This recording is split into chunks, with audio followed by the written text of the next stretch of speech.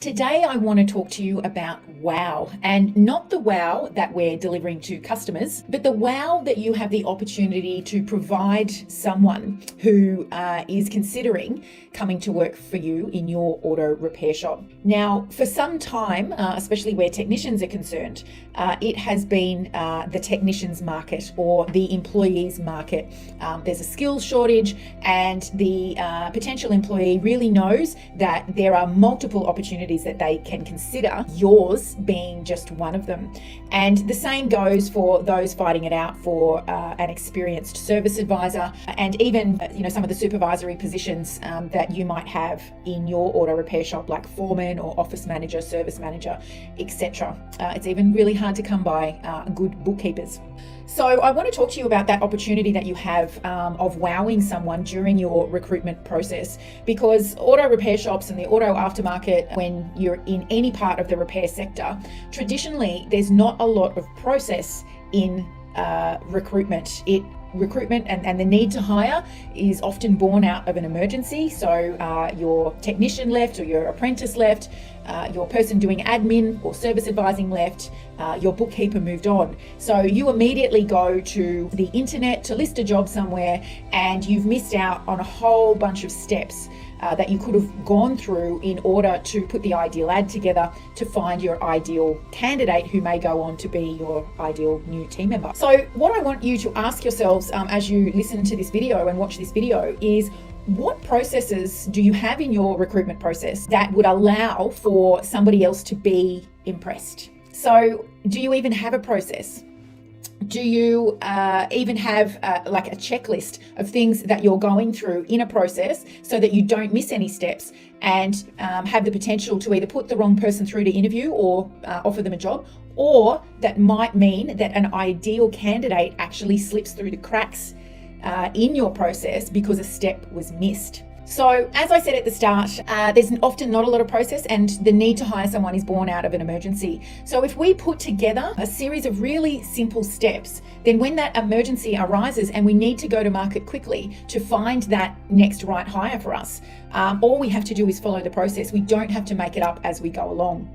So I'm talking about things like making sure we don't miss putting things in our job ad that will help us filter out the types of candidates that we don't want to receive a resume and a cover letter from. Asking them to follow a simple instruction of adding a cover letter is often a way of weeding out the resumes that you just don't even want to be bothered to read. So making sure we've got something like that in. Making sure we don't skip over the step of doing a phone interview, a phone screening before we put someone through to an interview. Why waste our time bringing somebody in to interview them either one-on-one or in a group setting that we could have screened out at the phone interview stage? Catching somebody unawares often is with no pre-appointed time can often give you an insight into how somebody might deal with stress.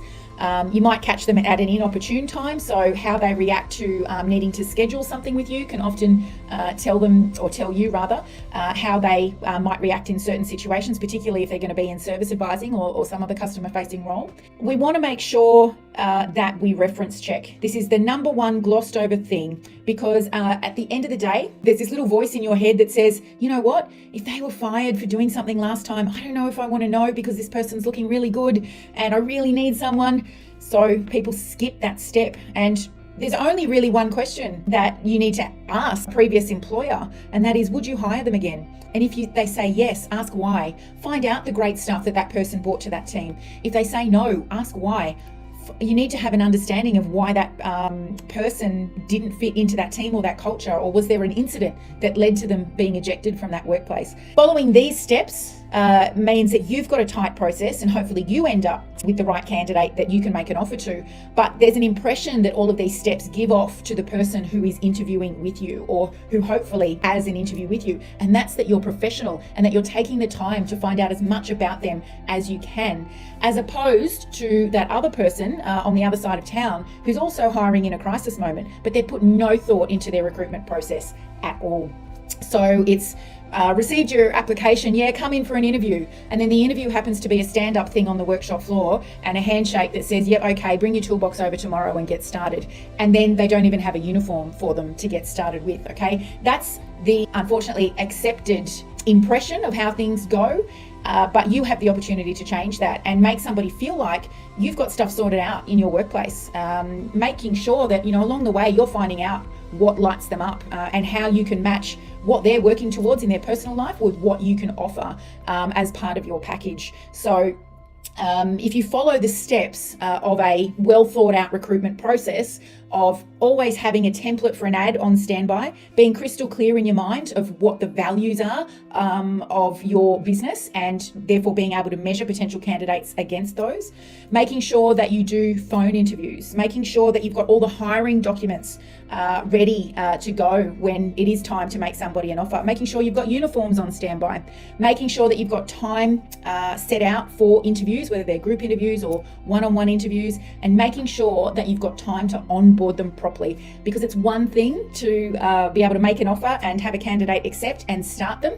It's another thing to be able to retain them beyond their probationary period. And for the ones that you want to retain beyond probation, it's really, really important that they recognize that there's a framework there to support them inside their employment in your auto repair shop. So ask yourself, where's my recruitment process at? Do I have one? Is it visible? If I wasn't doing the recruitment process, could somebody else in my team do it? Is there a checklist to follow? Are there parts of the process that I can delegate? Are we making sure that we're tight on our timeframes? If we say we'll be back to somebody within 24 hours, are we doing that? Speed of hiring is key in this market. So once you know that you've got your ideal person and you're making them an offer, then get back to them in a really tight time frame, because they will likely be entertaining multiple offers.